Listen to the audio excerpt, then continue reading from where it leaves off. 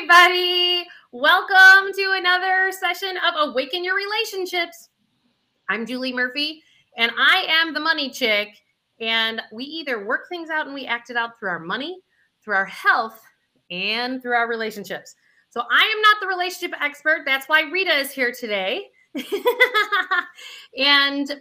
here's the thing. Money is the result of everything else you're doing in your world. And I always have people say things to me like, well, but I got to work hard and I got to provide for my family, blah, blah. And I go, well, you didn't pay attention to your relationship. And then what happens is you get divorced and then 50% of your money just went out the door. Oops. So this is why, as a financial planner, I have now started to align myself with people who are experts in these other arenas so that you become as whole and complete and happy in your life every day moving forward and more aligned with your heart and your soul. And Rita and I were talking before we recorded, and boy, we really decided, how do you really let that past go? Because God, we all have relationship stories, don't we, Rita? Oh yeah, really dramatic, crazy ones where you were sobbing over chocolate chip cookies, pouring a ball in the bathroom, right? We all have that stuff, right? Because it's so true. Our current relationships reflect things that happened to us that really scared us or upset us when we were younger, and we couldn't process through. And so we almost look at ourselves, or everybody else looks at us like, what the hell's your problem? Why are you reacting to this? But it's real. It's your body really reliving that past experience again. And when we can have compassion for ourselves and compassion for other people, then we can kind of unwind those things. You've been saying that you've had some positive experiences with that lately. Yeah, so true. So, those of you who don't know my story, I've been divorced for a few years now, 4 children. And when I started my divorce, they were 2, 4, 6, and 8 years old. And they are now 6, 8, 10, and 12. And so what's interesting, one of the pieces that we've talked a little bit about before was the fact that, any experience that you've had in your past, if you talk about it, if you think about it, if you feel it, you then are bringing that prior experience into the present moment. And so on some level, you're still identifying with what it was versus what it is that you want to create. And so over time, there's lots of tools that are out there, and Rita certainly has shared many of those on these restreams, because you have to create space in your own personal nervous system so that you don't recreate the past. And so Rita asked me, she goes, well, how's things going with the ex? And it was funny because the word that popped into my mind was actually magical. And to the point that I witnessed a few weeks ago, my kids actually smiling ear to ear because mom and dad were standing there working something out, and everybody's nervous systems were calm. Everybody's, and then my little girl, she's my youngest girl, she's like, well, looks like you guys are getting married again. I go, oh, honey, I don't. No, I mean, that because that's how good it was perceived by the kids.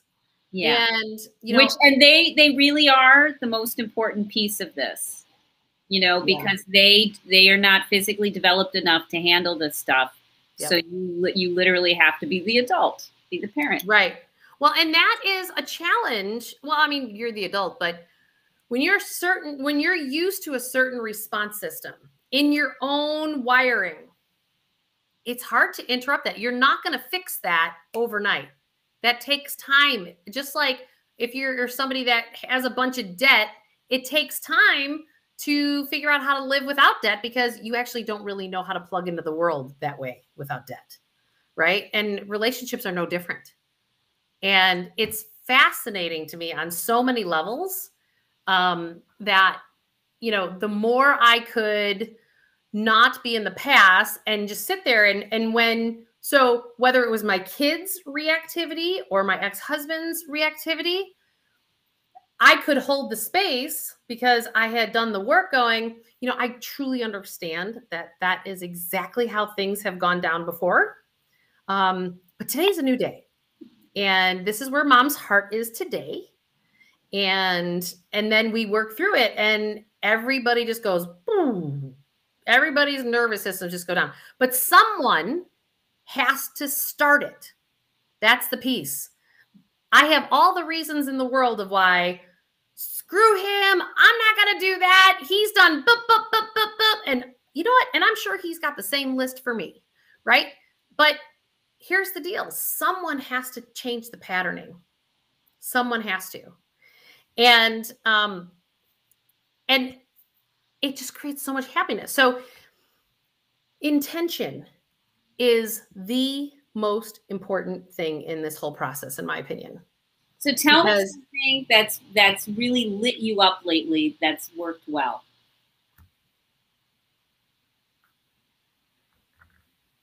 I have gotten more in tune with what my true desires are, but then I've communicated them and I let go of what the kids or he or anyone else thought about it.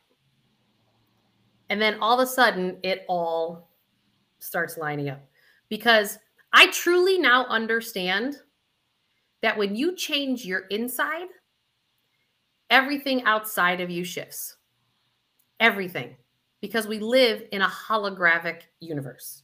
And I want to give people a really practical, pragmatic thing to do. Because, I mean, a lot of this stuff is very esoteric. It's like, let go and let God. And, you know, you just need to be in alignment. It's like, wah, wah, wah, wah, wah, wah. What does that mean? What am I supposed to do when I wake up at 2 a.m. and my body's freaking out and I can't sleep and my mind's obsessing? What do I do? So one of the most important things you can do is to have some phrase or some safe word that you can obsess about instead. Right. So one of the things I've been doing is I've been Joe Stump. Are you familiar with Joe Stump? No. He's a marketer. He was in real estate and real estate marketing and things like that. He's been around since the 70s, but he's actually a self-actualized person. You know, he just has been sharing it through, you know, how you market. And one of the books he wrote it's called I Love the Thought That. And what it is I discovered this a number of years ago. You know, if I do an affirmation like, I'm a millionaire, right? I pay all my bills. You know, there's a part of me that says bullshit. Yeah, because you have a groove in your brain that actually has that neural pathway that says that. Right, right. And your body will not accept that information because it's not true. You're trying to delude yourself, you know, and then the affirmations don't work.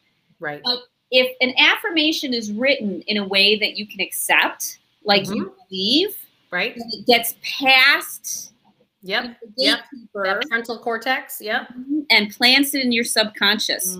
Right. So for a while I was using let go and let God because I'd be so mad that I just needed something that I could, you know, let go, let God, let go, let God, let go, let God. You know, for a couple hours sometimes a couple days. Because when you start standing up for yourself, you get kickback, right? You get pushback from people.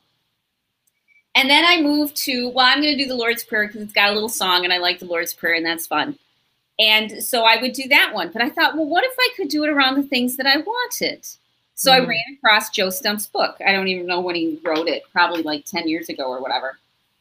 Anyway, so the one that I've been reading is, I love the thought that I have perfectly created exactly the amount of money flowing to me and through me so that it's nourishing everyone surrounding me. I love that thought. And saying the idea like, I love the thought. Yes, that's true. I do love the thought. So it gets past your little guardian that says you don't know what you're talking about. You're an idiot. It gets past it and it lands. And then you start feeling better because you're not resisting it. Yep, totally. It and breathing it in. So when you've got your little backup safe words, when your mind just wants to blame everybody around you or your ex, your kids or whatever, when you consciously say, nope, we're not going to say that in my head. We're going to say this instead. And if you keep obsessing about it, did I tell you about my dream? The dream about the cocaine? No. Oh, I had this great dream. When I started to do this, because I had a friend who got really mad at me and they said, well, how are you going to solve this? And, you know, of course, my inner response was, well, blame you because it really is all your fault. Because it is. You know, but I said, well, okay. I said, well, I'm going to take 110% radical responsibility for my thoughts. I said, so if I'm creating this, if every spiritual practice says I'm creating this bad situation, right, I have to change what I'm thinking. And so every time for the next like week and a half, every time I noticed my thoughts or my feelings veering off course, like into negative thinking, I'd yank it back with the let go, the let God, or the Lord's Prayer. Right. 2 days into this of radical responsibility for my own thoughts, I'm not letting anything slip by. I'm going to,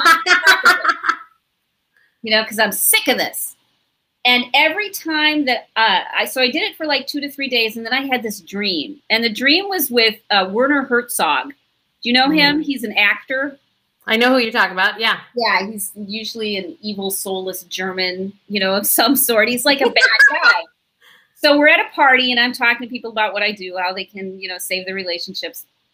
And he comes over with a bag and he hands me this bag and he says, here's for all the work you do. And I think, okay, this is great. And a setup and some evil guy's giving me money, but all right, I'll take it and run. And then he gives me a second bag and he says, and this is for all the work you're going to do. Like in this sort of tone, like, you're going to owe me now. And I go, okay, thank you. I don't know what to do with this. And so I walk away and I look in the second bag and it's cocaine. It's crack cocaine. And I go, oh, now I mentioned this to somebody else and they said, you didn't just get rid of it or throw it in the garbage can or something? I said, no. I said, I started to think about who could use this. Who could benefit the most from a little Talk about getting yourself to think outside of the box. Right. And I did this like naturally in my dream. I'm like, okay, you're such a loser. All right. So I'm thinking, well, who could use this? I said, well, probably a small-time drug dealer. So I'm looking around, right?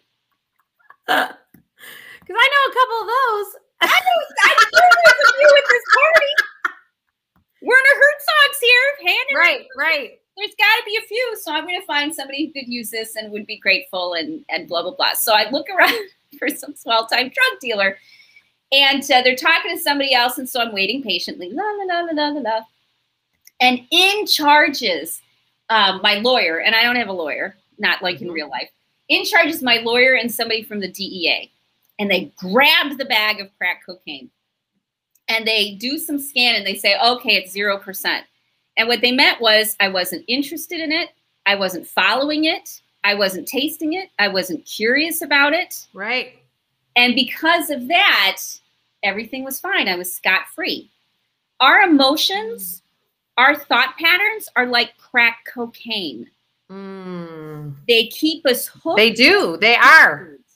To continuing, on a physical, chemical, cell receptor, it's cortisol and adrenaline. And literally, those receptors come together. Yep. Literally, you are addicted to these negative emotions. But when you make a promise to yourself that you're no longer willing to feel like crap, you want to feel good, and you start purposely unplugging and, saying, I love the thought that I have perfectly created exactly the amount of money. When we say that instead, we're building something new and we get unhooked.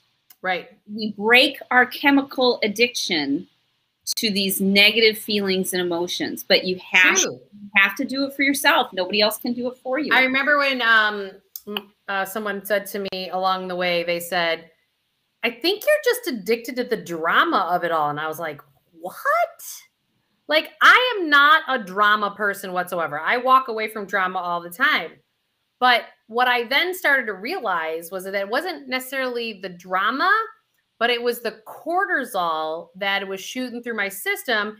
It gave me energy, but yet that's also what kept the weight all on my body. Exactly. I was just going to say that. I was like, that's why you couldn't lose the weight. That's why I always have said that if you're overweight, what are you protecting yourself from, right? Because the things that are coming to you, you're creating this space so that you can absorb more of what's coming at you. And so I started to realize that I literally had a chemical addiction to the cortisol in my system. And not only myself, but my ex and my kids. And so again, somebody has to start the new patterning. And so I just started like making sure going, okay, how do I get the cortisol down? You know, whether it's going get massages, magnesium supplements work well for me, working out, yoga. And here was one of the gifts that the pandemic taught me. No access to gyms, no access to exercise equipment. I didn't have any in my house. I lost 40 pounds during the lockdown, and all I did was walk. That's it. Walk. So I realized I'm such a go-getter that when I set a goal, I push my body, but that was jacking my cortisol up again.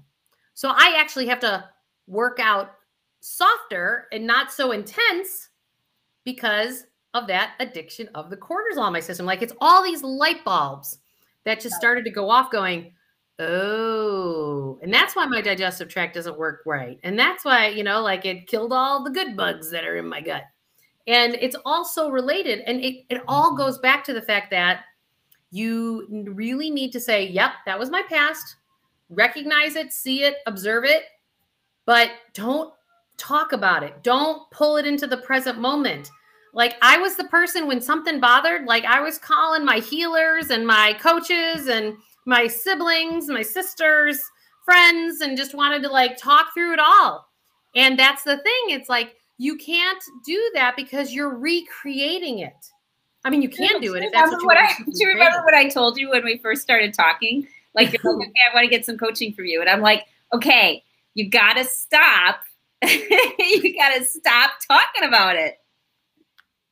You got to, I don't want to hear your story. Your story. Yeah, I don't want to hear your story. Yep, you've got a story. I know you do. I don't want to hear it. And I'm like, how in the hell are you going to coach me? Like, I get it now, right? A few years later, I got it, you know? And it's just so fascinating to me because, you know, we only have so much energy, right? We all have a finite amount of energy.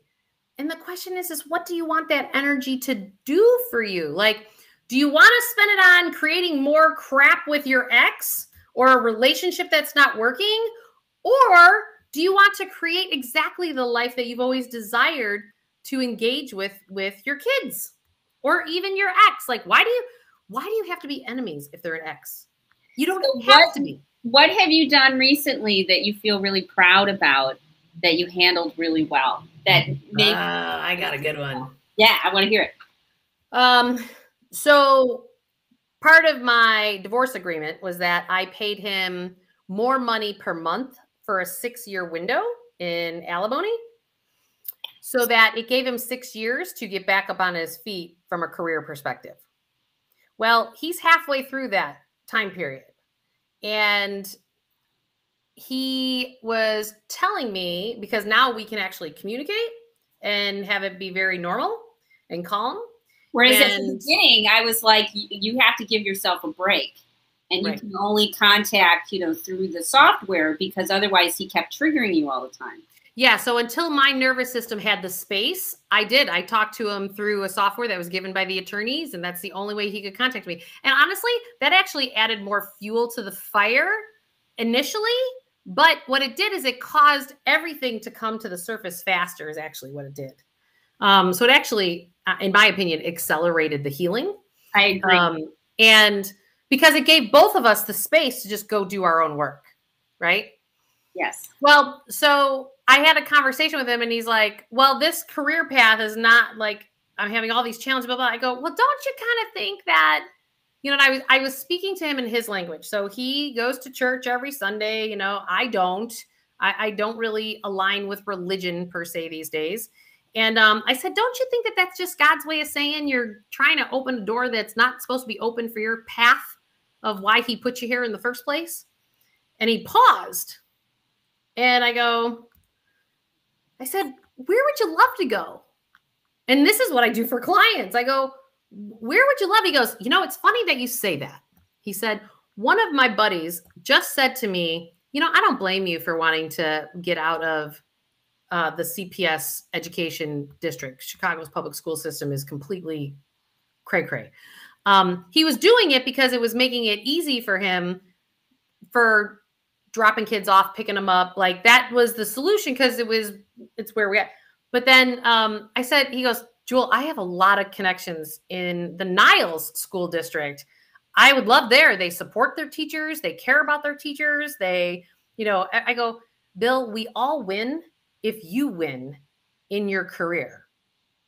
I said, if you're happier, then the kids are happier. I said, just, you know what? And if you're meant to get there, why don't you just apply? And what's the worst case scenario? They accept it.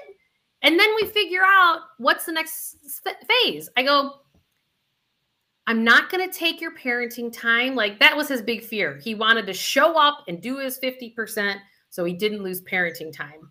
I go, Bill, there's plenty of kids at our kids' school that have a driver that picked them up because parents at my kids' school are executives. And so they work early. So they leave for work when kids leave for school and they just have a driver drop them off. I go, the kids love Jose who drives us to the airport. I'm like, I'm sure Jose wouldn't mind a regular gig. You know, I mean, that would be a pretty good salary for him. I said, there's nothing wrong with the fact that you have a car pick them up and take them so that you can then go to work close to your house. I go, you're happier, they're happier, and then I'm happier. And that was an amazing conversation. And because I said, I wanted him to hear loud and clear that I wanted to support who he wants to become post-divorce because it's good for the whole. And I'm telling you, if anyone's ever watched any of my videos, our divorce process, $600,000 in 11 months we spent. You have every reason to be pissed off and not want to do anything. Every reason. Every reason alive, including everything that happened after the divorce. Oh, yeah. After was even worse. But here's the thing. Anger only meets more anger. And so, again, someone has to interrupt the process. And I just want to create a different life. That's why I got divorced in the first place. Why would I want to keep doing what I had instead of keep holding the intention for what, you know, in my meditations all the time, I want the highest and best for me, my kids, and their dad. All the time. And you just don't know how those things are going to show up. But if that's what you truly want to create in your life, that's why I said intention is the most important thing. I had no idea on how that was going to show up. I had no idea how it was even going to get done. There are days that I looked up at the sky going, I'm not really sure about this, but you got to figure that out. Oh yeah, days where you called me, you know, or I check in and be like, hey, how are you doing? You're like, well, I was just sobbing in my car. Yeah. I don't know how any of this is going to turn out. I don't know what's going to happen. It's just, it's not worth it. While I'm financially providing for everybody. Mm-hmm. And you know what? It's all worked out, and it's worked out better than I ever could have imagined. And that's the thing to remember is when we focus more on who we want to be, how we want to feel, where we want to go, then the other things line up because we look for opportunities for that. Now, if 5 years ago he had said he wanted to work in Niles and you were still reacting the way that you react. Good luck with that. And you would have done things to maybe sabotage, like they need to know I don't want him teaching at that school because, you know, blah, blah, blah, or whatever it was. You would have found reasons to be upset because the upset was inside of you.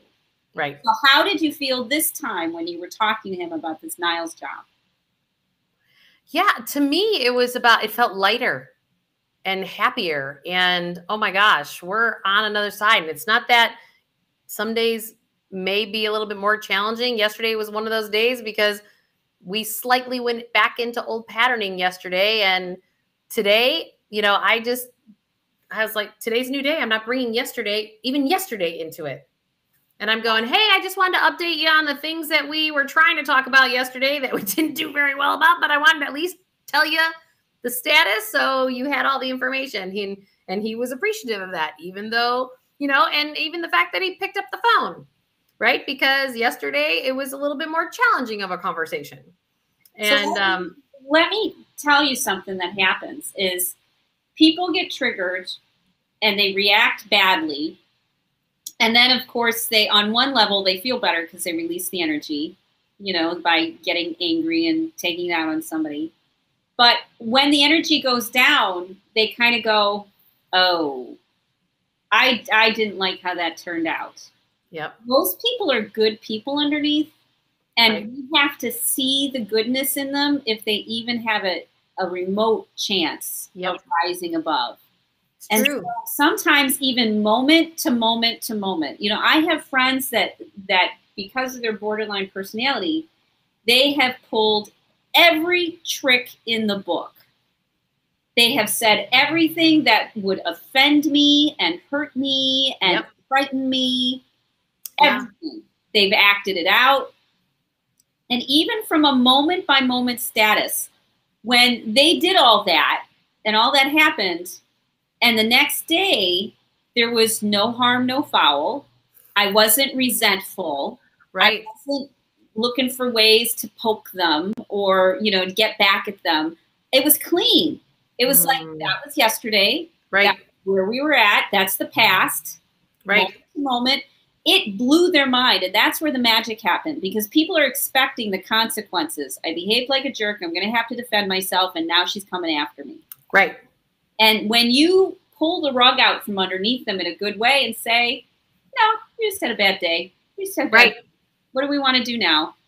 When you exactly. That's where people's minds are blown and they have paradigm shifts because they expected the old pattern.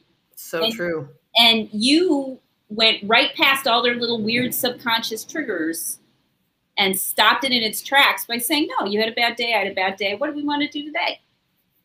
Yeah. And I think too, you know, talking about triggers, I think a big piece along this path to creating space in my own nervous system is that if you're triggered, I mean, just look at what's going on in the world today. If you're triggered, I giggle at a lot of this stuff because I'm going, because if you're triggered, something needs to shift in you. It's a test. Yes, it is a test. You want what you say you want. Right. And so when that test comes at you and you trigger and you go back to your past patterning, you're just going to keep recreating exactly that in your life. And then you're more pissed off and you're wondering why this thing keeps happening and why is it? And it's like, to me, I can now see it. It's so predictable. It's so predictable. And so like if you're triggering, like let's use something that's highly sensitive these days. Vaccine or masks. If you are triggered about either one of those things, and I know your brain is going to give me some kind of information as to all the stats and the whys, and the da-da-da-da-da-da, or you could even say like a Biden versus Trump thing, right? You could use that saying, highly sensitive, highly sensitive. Anything like that, even in relationships, if you're triggered, just know something needs to shift in you. Often what we do is we try to get other people, we try to entrain other people to our way of thinking. And maybe you're supposed to, you know, find a bigger place of compassion or grace or, you know, and I'm talk to any of my siblings. I was the person who was trying to do all those things like, but you could do it this way. Like, come on. Like, and I was trying to strong arm, like, there's another way to do it. And, you know, they're all just like, but you weren't doing it yourself. And that's the thing. We learn things. We go, oh, well, compassion's the key. And so then we start bullying other people and saying, you need to be more compassionate. And we don't do it to ourselves. And then we wonder why they don't change because we're right. We're right. You're wrong. You need to do this differently. I'm fine. It's your fault. Well, and here's the thing. We are moving from third dimension. That's what this whole evolution is right now, up to fifth dimension, which is just higher vibration. right, wrong, good, bad, duality, polarity, this is what has to leave.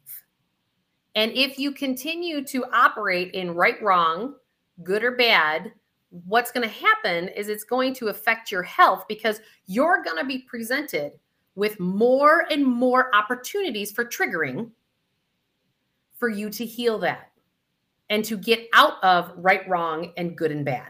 Mm-hmm. And one of the to me, and I always talk to people about, oh, sorry, go ahead. Oh, no. Well, I was just going to say one of the fastest ways to do that is to plant a flag in the ground for your own mental and emotional health and put that first.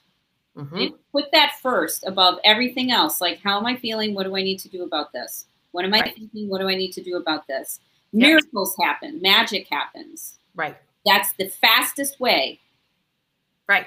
And the faster you can start to see this, and sometimes it's just about, you know, I remember when I was hitting those, when I was triggered and I was hitting these places of rage.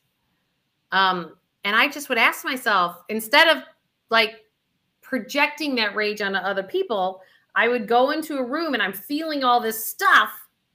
And I would go, why am I sad? Why am I sad? Because rage and anger are just more pronounced versions of sad. And eventually what happened is the feelings come up and you feel the feelings, and then your rage is gone, because you just have to feel your feelings.